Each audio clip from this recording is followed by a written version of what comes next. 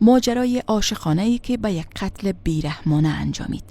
رفیع احمد نوری 4 سال پیش در همین کوچه در شهرک فردوسی در بگرامی کابل دل به مروه دختر همسایه ایشان باخت. مادر رفیع میگوید در این سالها بار بار به خواستگاری مروه رفت، اما پدر مروه حاضر نشد دخترش را به رفیع بدهد.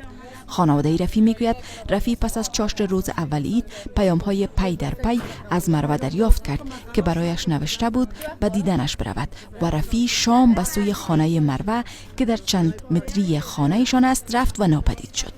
برازی کم از کم 10-20 بار مسیج میه. برادرزادم برازی میگه که یا کدام دام است یا دسیسه است. نرو. این خانه مروه امی دختری است که اکنون از سرنوشت دختر هم هیچ اطلاعی در دست نیست.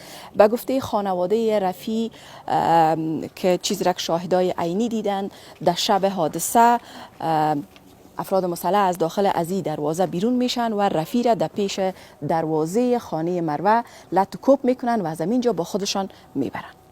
مادر رفیع میگوید که روزها پسرش را جستجو کرد، اما پس از 5 روز نیروهای امنیتی جسد بی سر او را که در 2 خریطه بسته شده بود در منطقه حوزه 19 پیدا کردند. دست پایش در یکی انداختن، تنش در دیگه انداختن، سرکش بریدن بردن. باز ما رفتیم در خانش، زیر پایش مادرش کل ما افتادیم زیر پایای مادرش که هر چی کردین بتین حال بچه ما را میفهمیم کشتین، خب بتینش.